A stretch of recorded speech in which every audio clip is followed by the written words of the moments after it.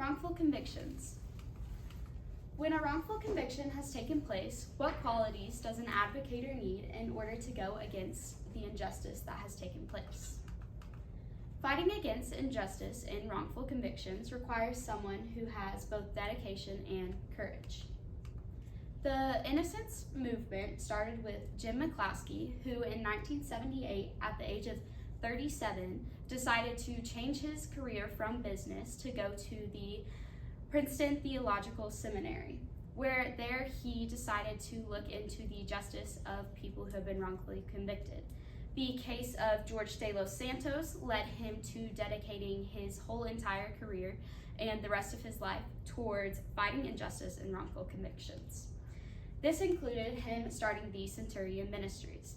Here, he allowed women and men who felt they had no more hope, no more courage, no one to advocate for them, a way to see justice served.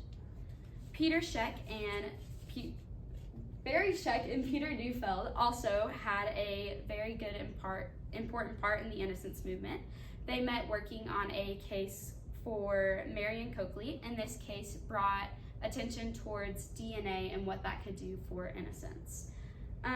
With this attention towards DNA, they decided to work together and explore how far they could go with it. Their success and potential of DNA eventually led many people asking them for their help in their cases of wrongful convictions. This led to their forming of the Innocence Project. Through the Innocence Project, they have found immense success, and it helps others learn more about wrongful convictions and gives more information, including that 63% of their cases have been due to eyewitness misidentification, making this the major cause for a wrongful conviction to take place. They also found that they have seen a lot of success with 202 exonerations being from DNA, and they found that it takes $5,000 to $50,000 to help fund a DNA exoneration case, which is why it's super important for places like the Centurion Ministries and the Innocence Movement to help fund these wrongful convictions. The first thing that I found in all of my cases was that each person showed dedication in gaining justice. Eloise Cabell demonstrates this dedication through her case fighting for the Native Americans' justice when the U.S. government had been withholding billions of dollars from their Indian Trust Fund. Melindo Jenko described Cabell's dedication best by saying that she didn't start as a hero, but she became a hero through fighting and doing what was right. Cabell fought endlessly. She fought for 15 years on end. She fought so many years and spent so much time away from family, so many time in the courts, on airplanes, traveling, that she made so many sacrifices. She also had hope. This hope was to make a historic wrong right. She fought through disappointments, including her judge being taken off of her case, but she decided that victory solely relied on the truth. And she had that. She had the truth. So to keep hope, she had a mantra which said that the stars are aligned. And through this hope, she was able to seek justice in her case. This same determination can be seen in wrongful convictions, starting off with Jim McCloskey.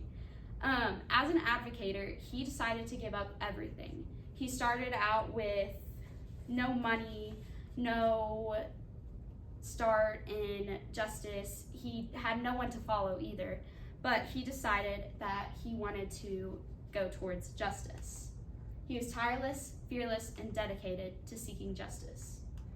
This same dedication is seen in Salam Youssef, who found that he was wrongfully convicted for raping a woman in the Central Park 5, but 12 years later, he was actually, the true victim came out and confessed. And this led him to developing a book where he talks about a kid who was wrongfully convicted. And through that, he showed that his success came from determination and being hopeful. He also found that there was purpose through finding something to push away his doubts, whether that be hope or just a reason to keep living. And through this, he helps show others that you need to have dedication and be dedicated to finding that purpose and that hope.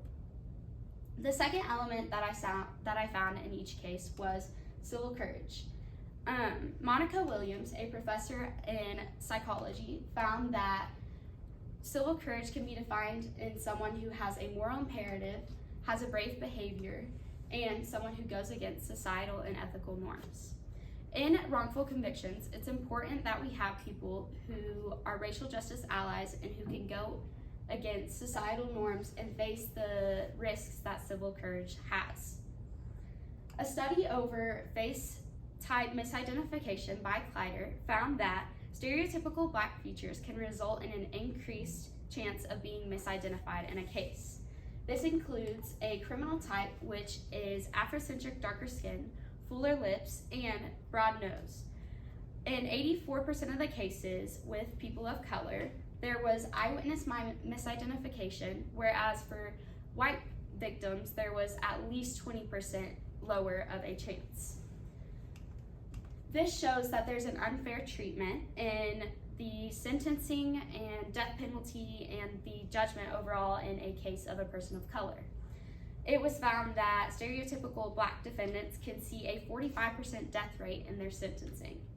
For racial justice, society needs to implement systems that are both reaching for equity and for fair and justifiable treatment for all races.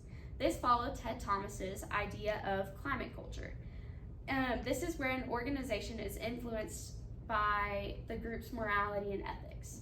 And citizens need to have a civil responsibility through this so that we can stop this complying to societal norms and start to seek justice.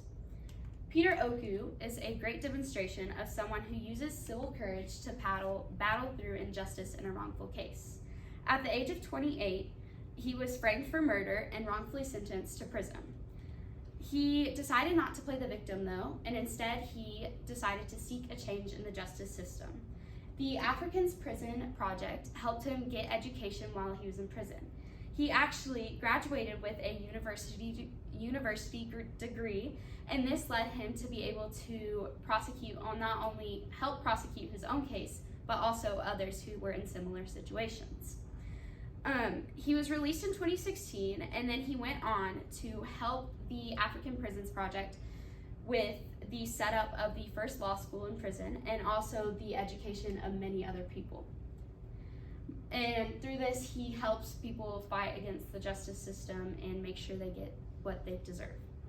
Martin Luther King fought justice in his walk in Birmingham, Alabama, and while he did this, he said that injustice must be rooted out by strong, persistent, and determined action. These words, including more words about being determined and to keep moving, helped Peter Oku through this process, and he kept moving and he continues to keep moving towards a change in society and the justice system. Successfully seeking justice in wrongful convictions takes someone who is dedicated to fighting justice, and number two, has courage to take the steps it needs to, even if it's against a society's norm. Okay, can you tell me what information did you need that you weren't able to find or locate? I wanted to have more information on what the process is after being exonerated, because in a case of someone named Frederick Clay, he was someone who spent, I think, around 40 years in prison, and then he was exonerated, and this built up about probably $1 million in compensation, but he was never compensated, and so he faced the risks of that, and afterwards he missed out on 40 years of life. He didn't have, all the experiences that you would of driving, going to school, graduating from college, getting married, and he was really disappointed through that. And it's just kind of crazy to think that even though you're exonerated and out of prison, you're still being held back. So I wish I could have found more research on compensation and how to seek more ways to implement that better in society. Okay, very good. And how was your conclusion in conversation with the body of literature or other research sources you examined?